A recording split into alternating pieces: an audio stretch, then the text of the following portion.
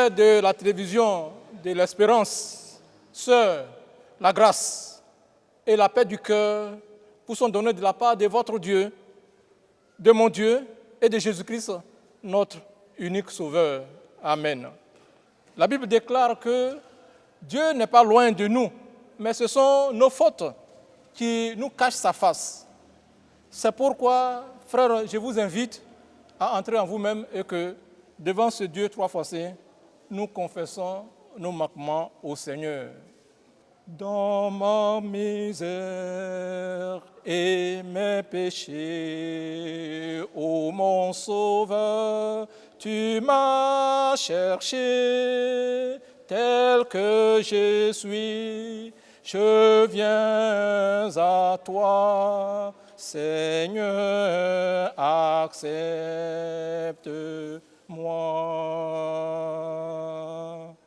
Oui, Seigneur, dans notre misère, dans notre état de pécheur, nous avons fait ce qui est mal à tes yeux, mais nous avons entendu ta voix, tu nous appelles.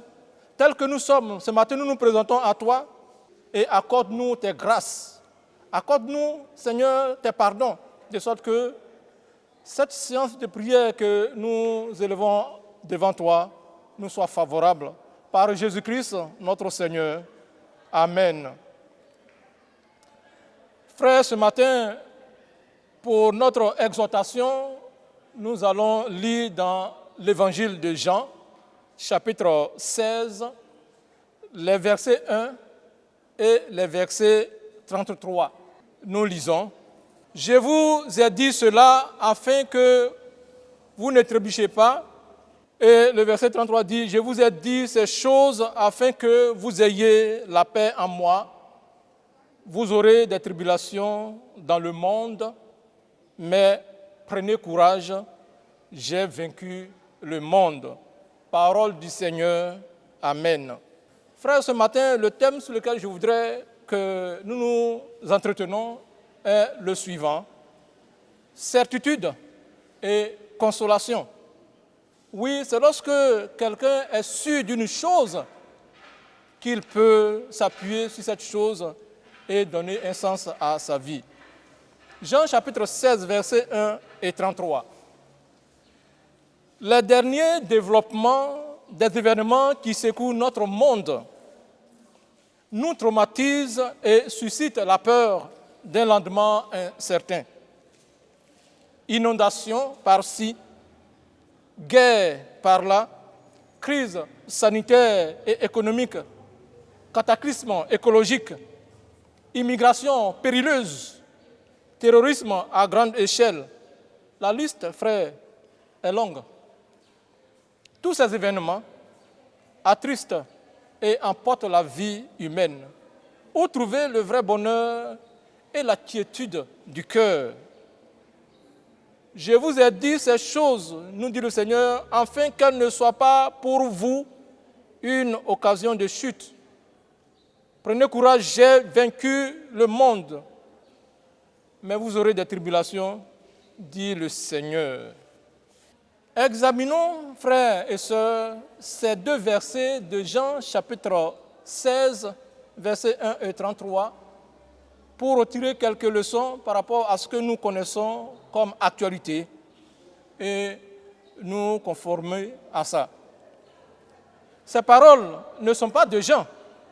En effet, Jean rapporte les paroles de Jésus dans une période critique, la nuit où le Seigneur Jésus-Christ fut livré.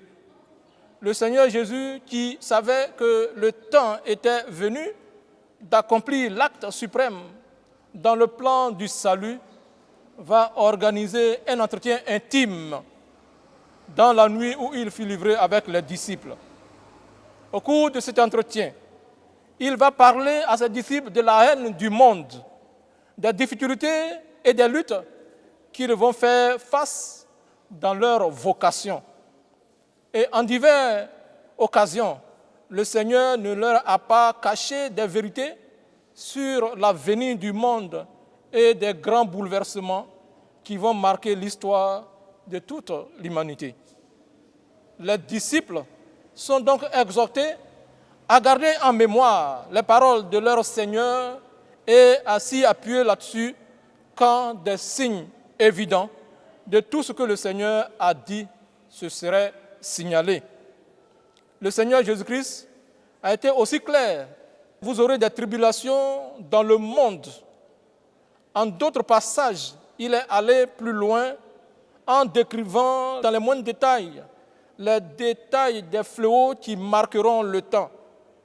Il a annoncé des guerres, des phénomènes naturels qui tomberont sur d'autres et qui feront mourir beaucoup de personnes. Le Seigneur Jésus-Christ a annoncé que de grandes nations tomberont sur des petites nations et feront d'elles des martyrs. Aujourd'hui, frères et sœurs, tout cela est d'actualité. Vraiment, les paroles de notre Seigneur Jésus-Christ sont vraies et amen. Jamais Jésus n'a dit à ses disciples qu'ils seraient exemptés des souffrances et des maux qui minent notre monde. En examinant la Bible, nous trouvons cette affirmation de l'Éternel dans l'Ancien Testament, dans 2 Chroniques, chapitre 7, les versets 13 à 15 que je cite.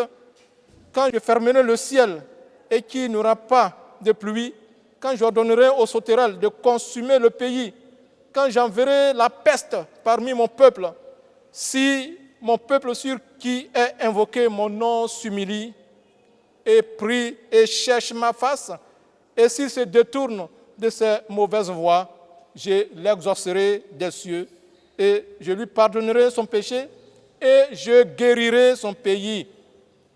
Le peuple de Dieu peut connaître des crises économiques, des crises sanitaires telles que celles que nous vivons actuellement, la Covid-19. Oui, cela peut arriver, mais ce qui est important, frères et sœurs, c'est notre manière et notre capacité à décoder le message divin et de nous y appuyer en nous conformant aux promesses de Jésus-Christ. Les promesses de Dieu sont notre gage. Les promesses de Dieu sont notre soutien dans ces temps d'épreuve de Covid-19. Nous trouvons les vraies consolations et la vraie paix du cœur parce que celui qui fait la promesse est digne de foi et de confiance. Il a lui-même subi pour nous le mépris, les injures, les insultes, les brimades et même la mort de la croix. Mais ce qui nous réjouit et ce qui nous donne la force maintenant, c'est qu'il a triomphé par sa résurrection de la mort et il règne éternellement. Oui, frères et sœurs, notre Dieu règne et nous n'avons pas à avoir peur.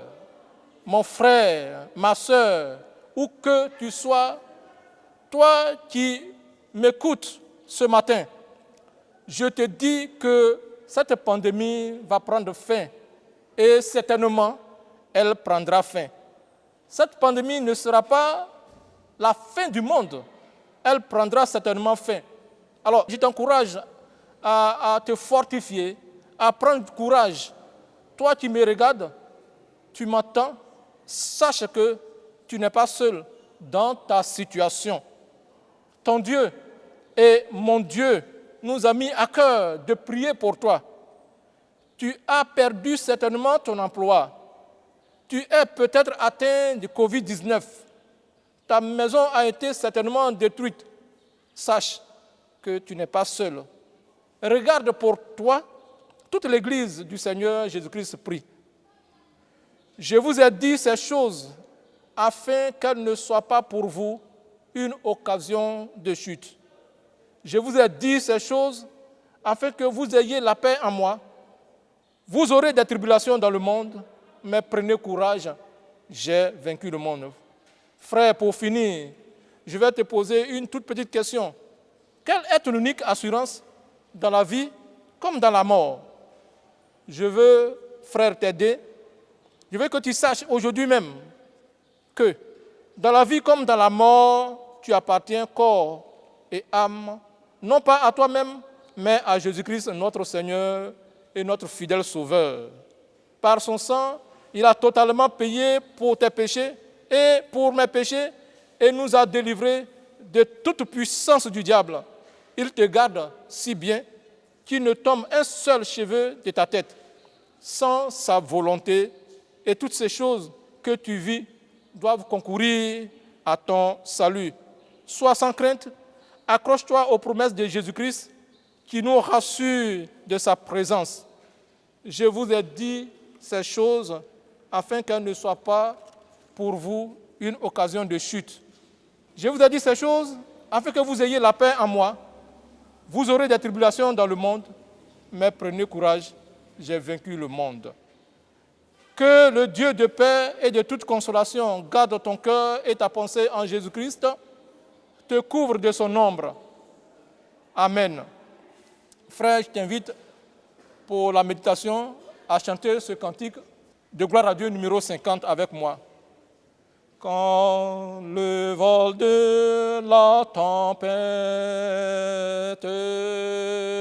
vient assombrir ton ciel bleu, au lieu de baisser la tête, comptez les bienfaits de Dieu.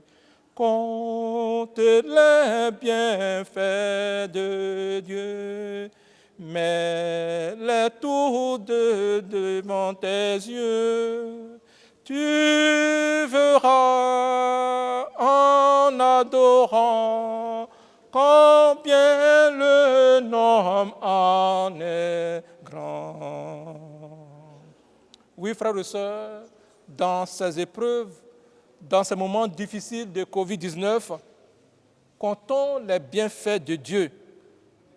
Je vous invite, frères, à l'union dans la prière. Là où tu te trouves, prions pour la paix dans le monde. Prions pour que les peuples du monde aient la paix, pour que nous connaissions une paix durable, celle que le Seigneur lui-même nous donne. Dans ta miséricorde, Seigneur, exauce-nous. Prions pour tous ceux qui ont été affectés par la maladie Covid-19. Prions pour que le Seigneur, dans sa grâce, les visite dans le lieu où ils se trouvent et leur accorde sa guérison. Dans sa miséricorde, Seigneur, accorde-nous ta grâce. Prions pour ceux qui sont seuls, ceux qui ont leur maison détruite par les inondations récentes, afin que le Seigneur, dans sa grâce, leur accorde de retrouver la stabilité et de retrouver un toit. Dans ta miséricorde, Seigneur, exauce-nous.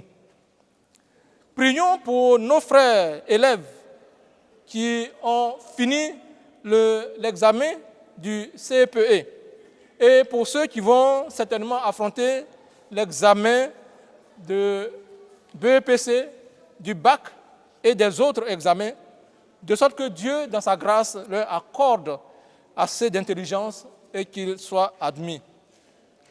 Dans ta miséricorde, Seigneur, exauce-nous. En toi, Jésus, nous sommes une seule famille et nous bénéficions de tes largesses. Merci, Seigneur, pour cette opportunité que tu nous donnes et accorde-nous tes grâces.